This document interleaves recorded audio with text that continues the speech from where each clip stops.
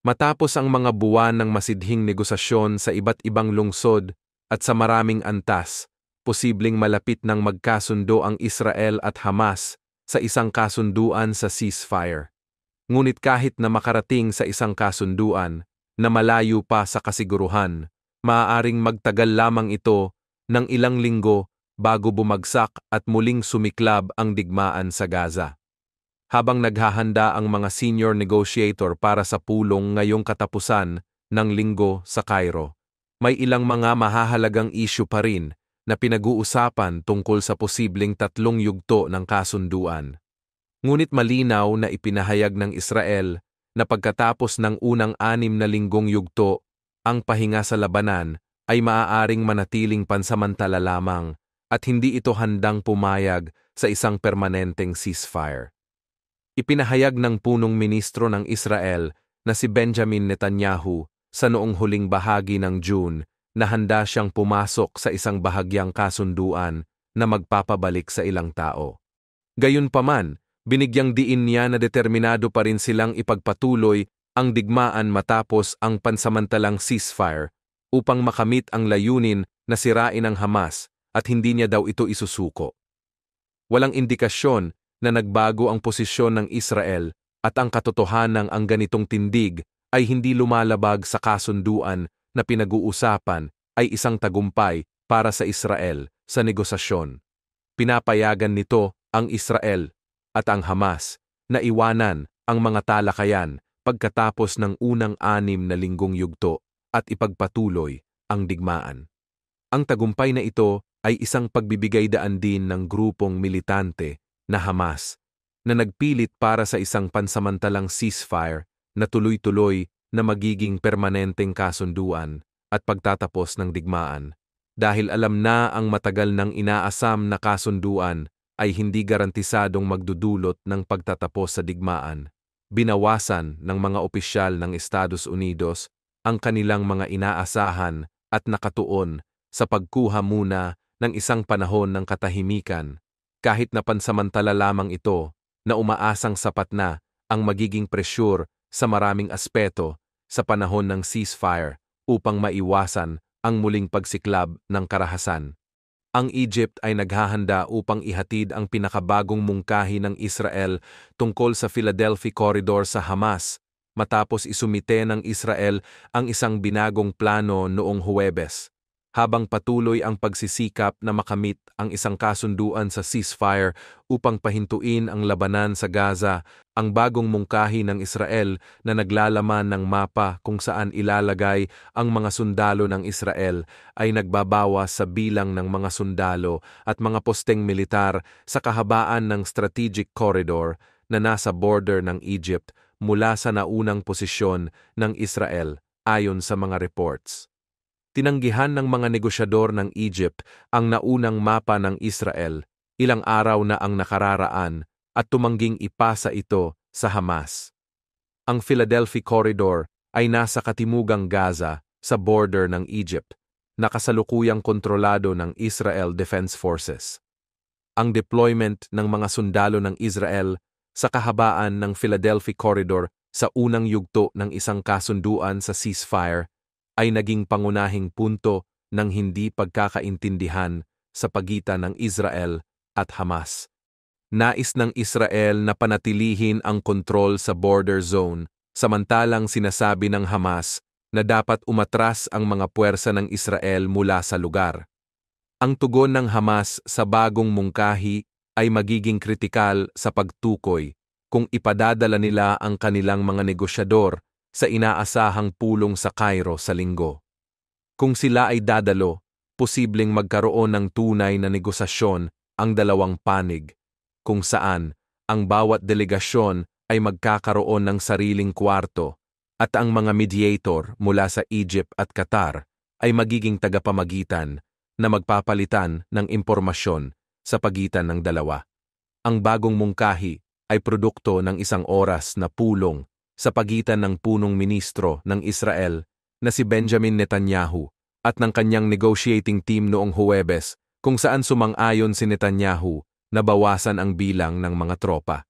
Ang pulong na ito ay naganap isang araw matapos makipag-usap si Netanyahu kay Pangulong Joe Biden ng Estados Unidos na naghimok kay Netanyahu na magpakita ng higit na kakayahang umangkop sa usapin ng Philadelphia Corridor.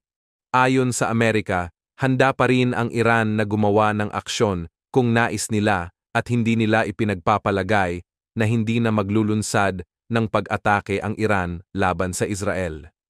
Ipinahayag ito ni John Kirby, tagapayo sa komunikasyon ng National Security Council sa mga mamamahayag noong Biyernes habang pinaghahanda ang mahahalagang pag-uusap ukol sa ceasefire na magsisimula sa Linggo sa Cairo. Dagdag pa ni Kirby, hindi rin ipinagpapalagay ng White House ang kakayahan nilang protektahan ang Israel at mga ari-arian ng Estados Unidos sa rehiyon. Hindi niya tinukoy ang eksaktong detalye ng kahandaan ng Iran o ang impormasyong mayroon sila, ngunit binigyang diin na kinakailangan nilang manatiling handa sa anumang posibleng mangyari. Ibinahagi niya na pinalakas na nila ang kanilang kakayahang militar sa rehiyon at masusing binabantayan ito araw-araw, kabilang ang karagdagang puwersa at pinahusay na kakayahang magtanggol. Ayon kay Kirby, ang administrasyon ay tutok na tutok sa pagtiyak na kaya nilang ipagtanggol ang kanilang sarili at ang Israel habang sinusubukang maisakatuparan ang kasunduan. Samantala, sinabi ng bagong Foreign Minister ng Iran na si Abbas Araghchi sa kanyang mga kausap na taga-France at United Kingdom sa isang tawag noong Biyernes na karapatan ng kanilang bansa na gantihan ang Israel dahil sa pagpatay sa isang opisyal ng Hamas sa Tehran noong nakaraang buwan, ayon sa mga ulat.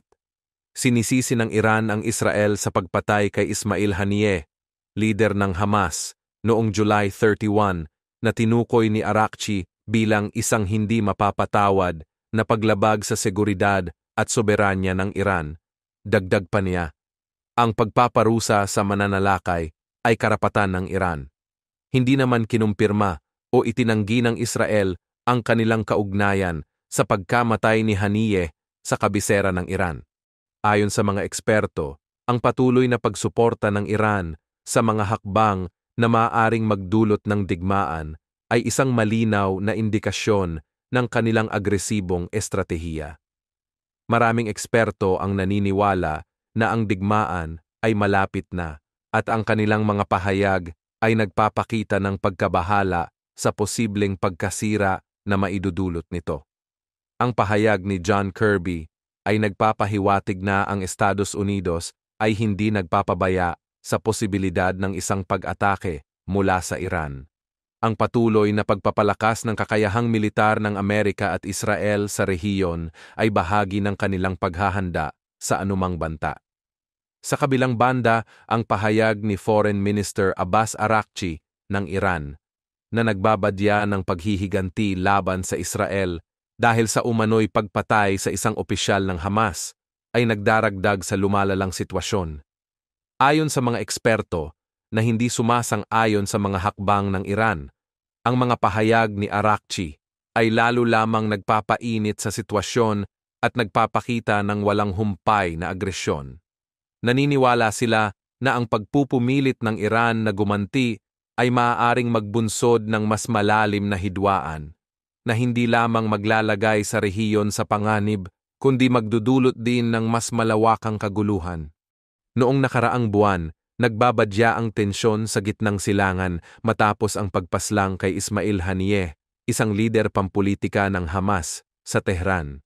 Ayon sa isang tagapagsalita ng militar ng Iran, ang kanilang ipinangakong paghihiganti laban sa Israel ay maaaring magtagal. Sinabi ng Iran na nasa panig daw nila ang oras at maaaring magtagal daw ang paghihintay para sa kanilang magiging tugon. Mula noong napatay si Haniyeh, kasunod ng pagpatay kay Fuad Shukr, isang komandante ng Hezbollah sa Beirut, nanatiling alerto ang buong rehiyon. Inamin ng Israel ang responsibilidad sa pagpatay kay Shukr, ngunit hindi nito kinumpirma o itinanggi ang kanilang pagkakasangkot sa kamatayan ni Haniyeh. Kasunod nito, ang Iran, kasama ang kanilang mga kaalyado sa rehiyon, ang Hezbollah sa Lebanon at Hamas sa Gaza, ay nag-akusa sa Israel at nangakong gaganti. na nagdulot ng mga linggo ng masusing diplomasiya upang maiwasan ang isang malawakang digmaang rehiyonal. Ngunit ang mga pahayag mula sa tagapagsalita ng militar ng Iran 3 linggo matapos ang mga pagpatay, maaaring nagpapakita ito ng bahagyang paglamig ng mas agresibong retorika ng Iran. Ayon sa Iran, ang magiging tugon daw nila ay maaaring iba sa mga nakaraang operasyon laban sa Israel at sinabi rin ng Iran na hindi sila kikilos ng padalos-dalos. Inihayag ng Iran na sa kasalukuyan, kinakailangan daw na mamuhay ang Israel sa kawalan ng katiyakan at maaaring iba ang magiging paghihiganti nila kumpara sa mga nakaraang operasyon. Noong Abril, naglunsad ang Iran ng humigit kumulang 300 na projectiles papunta sa Israel bilang unang direktang pag-atake matapos nilang isisi sa Israel ang isang pag-atake sa isang gusali ng militar ng Iran sa Damascus, Syria, na ikinasawi ni Mohammad Reza Zahedi, isang mataas na komandante ng militar ng Iran. Ayon pa sa Iran, tinanggap na daw ng Israel ang kanilang pagkatalo at maging ang mga Amerikanong politiko ay umamin daw na hindi pa natutupad ang kanilang mga layunin. Tinukoy rin ng Iran ang patuloy na digmaan ng Israel laban sa Hamas, na tumagal na ng mahigit 10 buwan, na may layuning talunin ang Hamas at maibalik ang mga bihag. Sa gitna ng lumalalang tensyon, pinaigting ang mga diplomatikong pagsusumikap upang magtatag ng ceasefire sa pagitan ng Israel at Hamas matapos ang mga pagpatay kina Shukr at Haniyeh, habang ang mga Arab at Western officials ay naghahanap ng paraan upang maiwasan ang isang ganap na digmaan. Sa kabila ng layo ng Japan mula sa Europa at silangang bahagi ng Ukraine, malaki ang naging papel nito sa pagsuporta sa bansang Ukraine mula nang magsimula ang pagsalakay ng Russia. Bagaman may distansyang humigit kumulang 8,200 kilometers sa pagitan ng Tokyo at Kiev, pinatunayan ng Japan ang kanilang pagsuporta sa Ukraine, lalo na nang magpahayag sila ng pangako sa isang kasunduang pangseguridad na nagkakahalagang mahigit $4 billion na nilagdaan ni Punong Ministro Fumio Kishida ng Japan at Pangulong Volodymyr Zelensky ng Ukraine. Bukod sa pagbibigay ng tulong sa Ukraine, nagsusumikap ang Japan na makilala bilang mahalagang bahagi ng seguridad sa transatlantic at Europa. Isang halimbawa nito ang pagbisita ni Kishida sa Kiev noong March 2023. Na nagsisilbing pahiwatig sa Moscow at sa pangunahing kaalyado nitong China na handa ang Japan na iwanan ang neutral na paninindigan na kanilang pinili matapos ang ikalawang digmaang pandaigdig. Mula sa pananaw ng Tokyo, ang digmaan sa Ukraine ay nagdulot ng pagdududa sa kaligtasan ng rehiyon ng Asya. Kaya't hindi lamang Japan ang nagpapatibay ng kanilang alyansa sa Estados Unidos, kundi pati na rin ang mga bansa tulad ng South Korea, Taiwan at Pilipinas. Bilang kapalit ng kanilang pagtulong sa Europa, nais ng Tokyo na makuha ang suporta ng mga malalayang bansa sakaling lusubin ng China ang demokratikong Taiwan. Sa kasalukuyan, sinusuportahan ng presidente ng Russia na si Vladimir Putin ang pananaw ng presidente ng China na si Xi Jinping na ang Taiwan ay bahagi ng China at dapat daw ay muling mapag-isa ang dalawang bansa kahit sa pamamagitan ng puwersa. Ipinahayag din ni Xi na nais niyang lutasin ang isyu ng Taiwan sa panahon ng kanyang pamumuno at mapasailalim ang isla sa kanyang kontrol. Ang Japan, sa kabilang banda, ay malapit na kaalyado ng Taiwan. Walang senaryo ng digmaan kung saan hindi maaapektuhan ng Japan ng agresyon ng China laban sa Taiwan. Bukod sa kalapitan nito sa Taiwan, mayroong humigit kumulang 54,000 na Amerikanong sundalo na nakaistasyon sa Japan, karamihan ay nasa Okinawa. Paulit-ulit ding ipinahayag ng Washington na susuportahan nito ang militar ng Taiwan kung sakaling salakayin ito ng China. Kaya't nananawagan ngayon ang Japan sa Europa na maghanda para sa isang posibleng labanan, hindi lamang para sa kanilang interes, kundi para sa interes ng lahat. Hindi lamang ito nangangahulugan ng isang direktang atake mula sa Beijing. Halimbawa, kung harangin ng China ang kalakalan ng mga produkto papasok at palabas ng Taiwan sa pamamagitan ng naval blockade, maaapektuhan ang pandaigdigang ekonomiya. Pati na rin ang produksyon ng mahahalagang semiconductor sa Taiwan na may limitadong supply ng enerhiya. Sa harap ng banta na ito, hindi lamang tumitingin ang Japan sa Europa. Sinusubukan din nitong iposisyon ang sarili sa mga rehiyonal na kasunduan. Kamakailan, nagsagawa ang Japan ng trilateral na pagpupulong kasama ang Korea at Estados Unidos, gayon din ang Korea at China. Kasama rin ito sa Quad, isang inisyatibong pangseguridad sa Indo-Pacific kasama ang India, Estados Unidos at Australia. Nagpapanatili rin ang Tokyo ng Maritime Dialogue kasama ang Maynila dahil ang Pilipinas ay nasa ilalim ng patuloy na banta mula sa China na nagnanais kontrolin ang ilang bahagi ng West Philippine Sea. Mukhang napagtanto rin ng Washington na ang kooperasyon ay magiging susi sa siglong ito at ang mga lokal na aktor ay maaaring mas angkop sa pagpigil at matagumpay na pagharap sa isang banta sa rehiyon. Halos walang bansa sa Asya kung saan hindi nag-alok ng pagsasanay pangseguridad o iba pang serbisyo ang militar ng Amerika sa kanilang mga kaalyado nitong mga nakaraang taon. Kung sakali, dapat nga na magsimulang maghanda ang Europa sa pagtatatag ng isang mas malakas na puwersang pangrehiyon na may kakayahang ipagtanggol ang sarili, anuman ang kalabasan ng eleksyon sa Amerika. Handa na ang Japan nagampanan ang isang mahalagang papel sa bagong kalakarang ito. Ang unang hakbang ay ang pagbuo ng tiwala sa mga karatig bansa. At kung magtagumpay ito, maaaring lumitaw ang isang Asian NATO. Dapat na ring simulang ituon ng mga bansa sa Europa ang kanilang pansin sa East Asia at gawin ang dedikasyon ng Japan sa Ukraine bilang inspirasyon para sa kanilang posibleng pagtulong sa demokratikong Taiwan. Noong August 23, si Pangulong Joe Biden ng Estados Unidos ay nakipag-usap kay Pangulong Volodymyr Zelensky ng Ukraine at inanunsyo ang bagong tulong na pakete sa bisperas ng Araw ng Kalayaan ng Ukraine.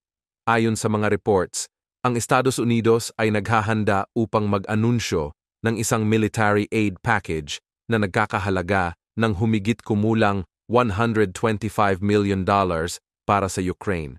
Ayon sa pahayag ng White House, sinabi ni Biden na ang package ay maglalaman ng mga missile para sa air defense, mga kagamitang kontra-drone at anti-armor missiles, mga bala para sa mga sundalo sa front lines, at mga mobile rocket system. Binanggit din ni Biden na hindi daw magtatagumpay ang Russia sa gera nito laban sa Ukraine at magwawagi daw ang mga malayang mamamayan ng Ukraine. Dagdag pa niya, patuloy daw na susuporta ang Amerika kasama ang mga kaalyado at kasamahan nito sa Ukraine sa bawat hakbang ng kanilang laban. Kinumpirma din ng Pentagon na ang package ay tinatayang nagkakahalagang $125 million at naglalaman ng high-mobility artillery rocket system missiles, javelins, mga kagamitang contra-armor, mga sistema contra-drone at contra-electronic, anti-tank missiles, at mga bala ng artillery. Kasama rin sa bagong package ang mga ambulansya, mga bala para sa maliit na armas, kagamitang demolition, at mga kagamitang medikal. Noong June 1, pinahintulutan ng Estados Unidos ang Ukraine na gamitin ang mga armas na ibinigay ng Amerika, kabilang ang mga rocket ng HIMARS, upang tamaan ang mga target sa Russia na malapit sa border ng Kharkiv Oblast. Sa mga nagdaang buwan, ginamit ng mga puwersang militar ng Ukraine ang mga armas mula sa Estados Unidos upang tamaan ang mga target sa loob ng Russia. Gayunpaman, ayon sa mga opisyal ng Amerika, ipinagbabawal pa rin ng Washington ang Ukraine na gamitin ang 8 ACMS at iba pang mga long-range na armas na ibinigay ng Estados Unidos para sa mga strike na mas malalim sa loob ng Russia.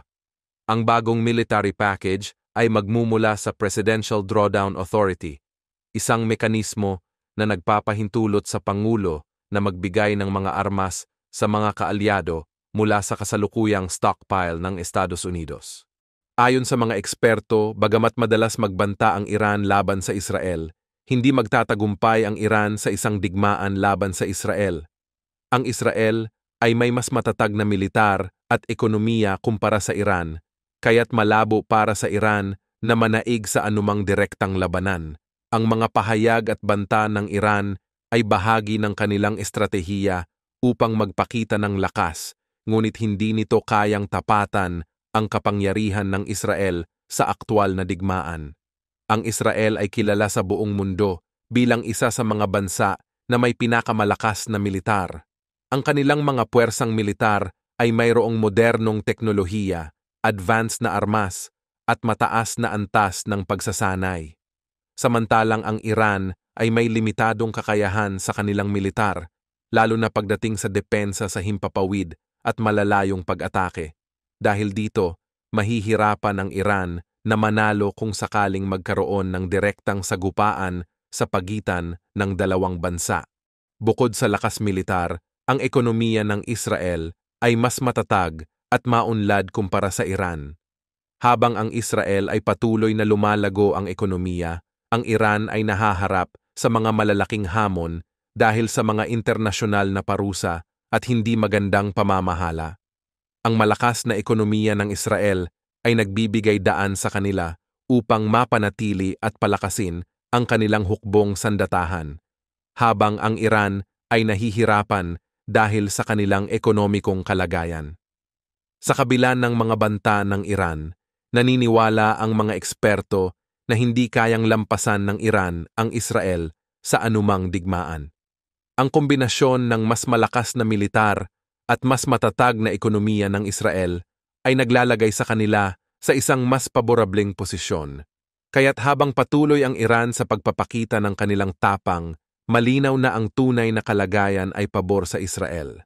Ayon sa mga eksperto, isa pang dahilan kung bakit mahihirapan ang Iran na manalo sa isang digmaan laban sa Israel ay ang matibay na alyansa ng Israel sa Estados Unidos. Ang Amerika ay isa sa pinakamalakas na bansa sa mundo, at ang suporta nito sa Israel ay nagbibigay ng malaking kalamangan sa anumang potensyal na labanan. Ang mga teknolohiya, armas, at intelihensyang militar na ibinabahagi ng Amerika sa Israel ay nagpapalakas palalo sa kakayahan ng Israel na ipagtanggol ang sarili laban sa anumang banta mula sa Iran.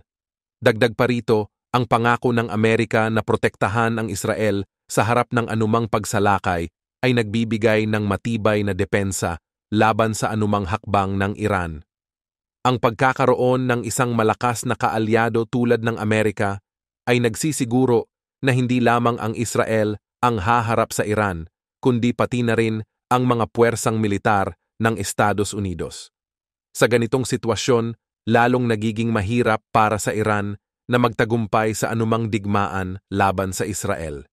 Ang pagkakaalam ng Iran na ang Amerika ay handang tumulong sa Israel ay nagsisilbing deterrent o pangharang sa kanilang agresibong mga hakbang. Noong inilunsad ni Pangulong Vladimir Putin ng Russia ang digmaan laban sa Ukraine, nangako siya na hindi isasali ang mga conscript o mga sundalong sa pilitang inatasan sa serbisyo. Subalit, habang nahihirapan ang Moscow na pigilan ang mga pag-usad ng puwersa ng Ukraine sa loob ng kanilang teritoryo, nag-aalala na ang mga pamilya ng mga bagong sundalong ipinadala sa lugar. Sa mga mensaheng lumabas sa mga Russian Telegram channel at iba pang social media kamakailan, lumalabas na hindi handa ang Moscow sa ganitong uri ng pag-atake. Ang mga sundalo na ipinadala upang depensahan ang border ng Russia at Ukraine ay mga conscripts lamang na kulang sa pagsasanay. Sa Russia, kontrobersyal ang issue ng pag-deploy ng mga conscript. Nangako si Putin na hindi sila isasama sa labanan kaso hindi niya natupad ang pangako niya. May isang petisyon na nananawagan kay Putin na alisin ang mga conscript sa lugar. Ang pagdepende ng Russia sa mga conscripts para depensahan ang kanilang border ang isa sa mga dahilan kung bakit mabilis nakapasok ang militar ng Ukraine sa teritoryo ng Russia noong nagsimula ang pag-atake sa Russia. Lahat ng mga walang sakit na lalaki ay kailangang sumailalim sa conscription o sa pilitang pagsilbi sa militar, at kapag natawag, kinakailangang maglingkod ng 1 taon. Karaniwang may 2 draft na nagaganap bawat taon, kung saan mahigit 100,000 na lalaki ang kinukonscript sa bawat draft. Ang pag-iwas sa draft ay isang krimen at maaaring magresulta sa pagkakakulong. Noong mga nakaraang dekada, ang pagtrato sa mga conscripts ay naging sensitibong issue sa politika ng Russia.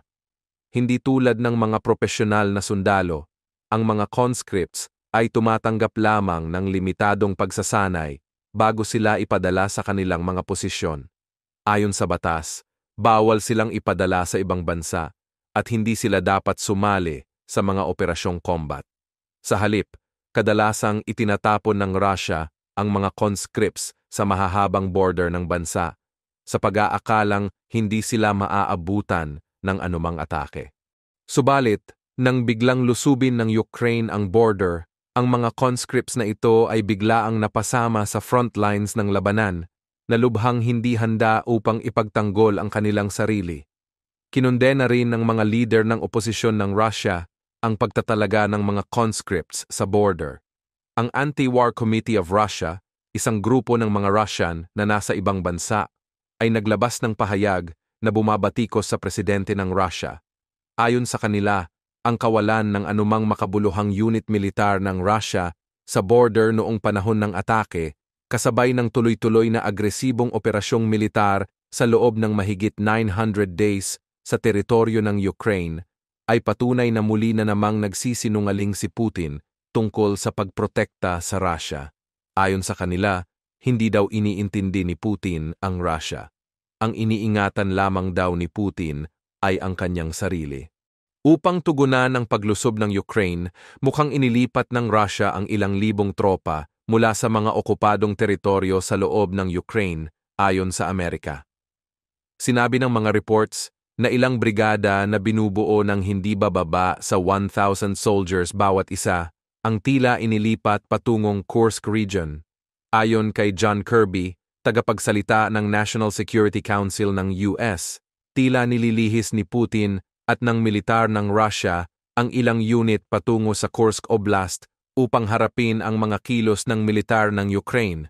Bukod sa mga sundalong inilipat mula sa Ukraine, nagpadala rin ang Russia ng mga tauhan mula sa Leningrad Military District at Kaliningrad upang tumulong sa pagdepensa ng Kursk ayon sa US. Kailan lang, ayon sa mga reports, ang isang pag-uusap ay naganap sa pagitan ng Russia at Iran matapos ang pagkamatay ni Ismail Haniyeh, leader ng Hamas, na pinaniniwala ang pinatay ng Israel.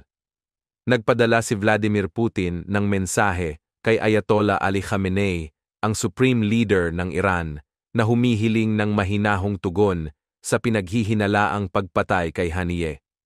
Ayon kay Putin, nauunawaan niya ang pangangailangan para sa paghihiganti, ngunit hiniling niya sa Iran na huwag targetin ang mga sibilyan ng Israel. Ang mensaheng ito ay ipinahayag sa pamamagitan ni Sergei Shoigu, na bumisita sa Iran at nakipagpulong sa bagong pangulo ng Iran, si Masoud Pezeshkian, pati na rin sa iba pang matataas na opisyal ng Iran. Ang mga pulong na ito ay isinagawa habang tinitimbang ng Iran ang magiging paghihiganti nito sa pagpatay kay Haniyeh, na ikinababahala ng Moscow bilang isang napakadelikadong hakbang na maaaring magdulot ng matinding digmaan sa gitnang silangan. Bagamat walang opisyal na pahayag mula sa Iran o Russia hinggil sa mga pag-uusap na ito, iniulat ng isang ahensyang kontrolado ng Estado ng Russia na tinalakay ni Shoigu ang insidente ng pagpatay kay Haniyeh at ang posibleng tugon ng Iran. Nagbigay babala din ang mga reports na ang gitnang silangan ay nasa bingit na ng matinding gera. Ang Russia at Iran ay higit na pinatatag ang kanilang ugnayan mula nang magsimula ang digmaan ng Russia sa Ukraine, at sa loob ng ilang buwan ay naghahanda na silang pirmahan ang isang malawakang kasunduan ng kooperasyon. Ayon sa mga ulat, pinilit din ng Tehran ang Moscow na magpadala ng mga fighter jets isang mahalagang bahagi ng kanilang lumalalim na ugnayang militar, kung saan ang Iran ay nagbigay ng maraming drones sa Russia.